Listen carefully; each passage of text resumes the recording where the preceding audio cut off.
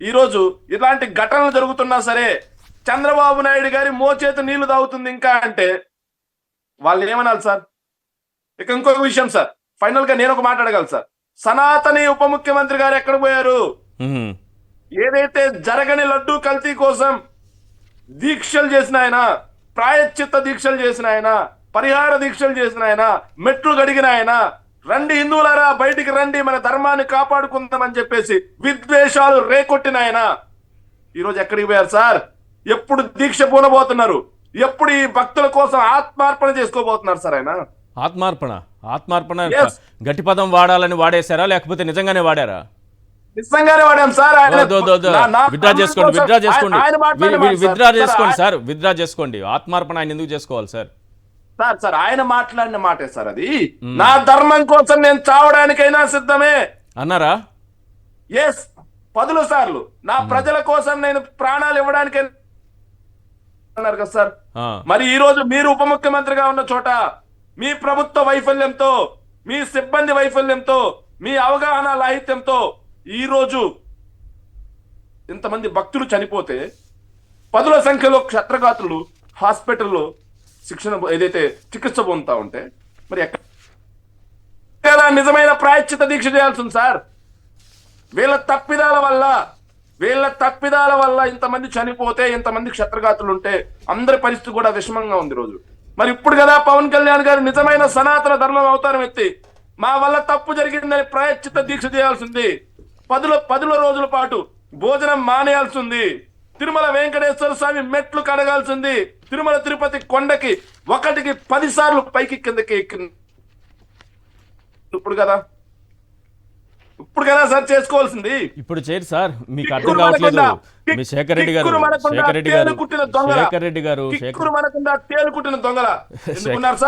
శేఖర్ రెడ్డి గారు మీరు అర్థం చేసుకోవాల్సిన విషయం ఏంటంటే అతి త్వరలో ఈ మొత్తం పాపాన్ని మీ పార్టీ నాయకుడికో మీకో అంటే మీ పార్టీకో చుట్టబోతున్నారు.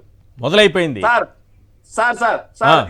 ఈరోజు మీరు చదివారు సార్. ఈరోజు పొద్దునే ఆంధ్రజ్యోతి పేపర్ చదివాను సార్. మా రాధాకృష్ణ అన్న మాకు అత్యంత మిత్రుడు, సన్నిహితుడు, మా శ్రేయోభిలాష్ సార్ రాధాకృష్ణ అన్న. మా రాధాకృష్ణ అన్న రాసిన చూసిన తర్వాత జర్నలిజం ఇంత విచ్చలివిడిగా సిగ్గు వదిలేసిందా? ఇంకా సిగ్గు అనే పదం కంటే కూడా పరాకాష్ట ఏదన్నా ఉంటే ఆ పదం వాడచ్చు సార్ జర్నలిజానికి. అది అంత నీచానికి దిగజారాలా? ఎస్, మరి మీరు చంద్రబాబు నాయుడు గారికి మీరు రాజగురువు స్థానం కోసం మీరు తహతాలాడుతున్నారు కదా తెలుగుదేశం పార్టీకి. తాత చనిపోయినప్పటి నుంచి రాజగురువు స్థానం నాకు రాలేదు అని చెప్పేసి తహతాలాడుతున్నారు కదా. ఈ ప్రభుత్వం అధికారంలోకి వచ్చిన తర్వాత జగన్మోహన్ రెడ్డి గారు తీసుకొచ్చిన సచివాలయ వ్యవస్థ నిర్వీర్యం చేశారు, మెడికల్ కాలేజీలు నిర్వీర్యం చేశారు, పోర్టులు నిర్వీర్యం చేశారు, ఫిషింగ్ హార్బర్లు నిర్వీర్యం చేశారు, ఏదైతే ఇంగ్లీష్ మీడియం నిర్వీర్యం చేశారు, ఐబీ సిలబస్ నిర్వీర్యం చేశారు. మరి టోకన్ల సిస్టాన్ని ఎందుకు నిర్వీర్యం చేసుకోలేకపోయారు సార్? మరి మీ చేతిలోనే ఉండేది కదా. ప్రభుత్వం తమరిదే, చైర్మన్ తమరి వారే. మరి ఎందుకని సార్ టోకన్ల సిస్టమ్ అంత బాగలేకపోతే, టోకన్ల సిస్టమ్ అంత చండాలమైన సిస్టమ్ అయితే చైర్మన్ నియమితులయ్యారు. మరి ఆ టోకన్ల సిస్టమ్ ఎత్తేయచ్చు కదా, ఎత్తివేయరు. ఎందుకంటే జగన్మోహన్ రెడ్డి గారు తీసుకొచ్చిన టోకన్ల సిస్టమ్ అద్భుతంగా పనిచేసింది. అక్కడ ఏంటంటే జగన్మోహన్ రెడ్డి గారు మా ప్రభుత్వం అధికారంలో ఉన్నప్పుడు అక్కడ ఎవరైతే భక్తులు వచ్చారో భక్తులకి అన్ని సౌకర్యాలు కల్పించే వాళ్ళం, ఏ టైంకి టికెట్లు ఇస్తామని చెప్పి పర్ఫెక్ట్ గా మెన్షన్ చేసేవాళ్ళం. కానీ ఇక్కడ ఏ టైంకి టికెట్లు ఇస్తారో తెలీదు. అక్కడ ఉన్న వాళ్ళకి భోజనాలు లేవు, కనీసం మంచినీళ్ళు కూడా దొరకని పరిస్థితి. ఒక్కసారిగా తెరిచారు చూడండి సార్ విజువల్స్. చింతామోహన్ గారి కళ్ళు కాకులు ఎత్తుకుపోయాయా తొక్కిసలాట అంత బాగా జరుగుతుంటే? ఇప్పుడు కాంగ్రెస్ పార్టీ ఏం మాట్లాడినా, టీడీపీ ఏం మాట్లాడినా ఇద్దరిది ఒకే వాయిస్ ఉంటుంది. అందులో నో డౌట్. వాళ్ళు భక్తుల విషయంలో, వాళ్ళ ప్రాణాల విషయంలో, వాళ్ళ సౌకర్యాల విషయంలో, ఇంత ఘోర విషాదం విషయంలో వాళ్ళు మాట్లాడరు సార్. వాళ్ళు చంద్రబాబు నాయుడు గారి కోసమే పనిచేస్తారు, చంద్రబాబు నాయుడు గారి కోసమే జీవిస్తారు. ఈ రోజు అంత ఆ దృశ్యాలు చూస్తుంటే ఎవరికైనా కడుపు తరుక్కుపోతుంది, కానీ కాంగ్రెస్ నాయకులకు మాత్రం కడుపు తరుక్కుపోదు. చంద్రబాబు నాయుడు గారికి ఎక్కడ అప్రదిష్ట వస్తుందో అనేటటువంటి బాధతో ఒక్కొక్కరు బయటకు వస్తూ ఉంటారు. చూస్తూ ఉండండి, చాలా మంది బయటకు వస్తారు. సార్ చంద్రబాబు నాయుడు గారు లాంటి అసమర్థ పరిపాలకుణ్ణి కాపాడడం కోసం మీరు చెప్పినట్టుగా 100ల మంది బయటకు వచ్చిన కలియుగ ప్రత్యక్ష దైవం వెంకటేశ్వర స్వామి ఆగ్రహానికి ఇప్పుడు గురవుతారు సార్ వీళ్ళు. మ్మ్. ఎందుకంటే తన దగ్గరకు వచ్చే భక్తులని రక్షించాల్సినటువంటి పాలకులే ఇలా భక్షిస్తున్నారు అని చెప్పేసి వెంకటేశ్వర స్వామి ఆగ్రహానికి కూటమి పార్టీ గురవక తప్ప సార్. ఎస్. ఖచ్చితంగా గురవుతుంది సార్. అదే జగన్ గారు ముఖ్యమంత్రిగా ఉండుంటే ఇదే ఎల్లో మీడియా ఏం మాట్లాడండి సార్?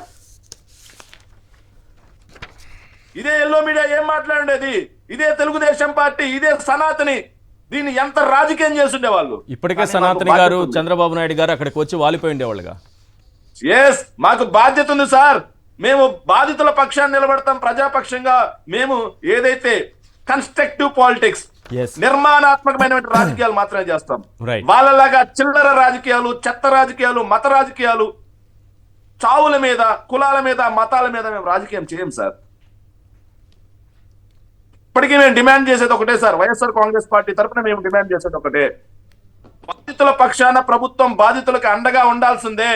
సినిమా ఫంక్షన్లకి సార్, ఇది మెయిన్ పాయింట్ సార్, సినిమా ఫంక్షన్లకి సెక్యూరిటీ కోసం తాపు కాసినటువంటి మంత్రులు, సినిమా సెక్యూరిటీ కోసం పనిచేసినటువంటి ఐఏఎస్ ఐపీఎస్లు మరి భక్తుల కోసం కనీసం ఒక డిఎస్పీ స్థాయి వ్యక్తి చేత కూడా భద్రత ఏర్పాటు చేయించలేకపోయారా సార్?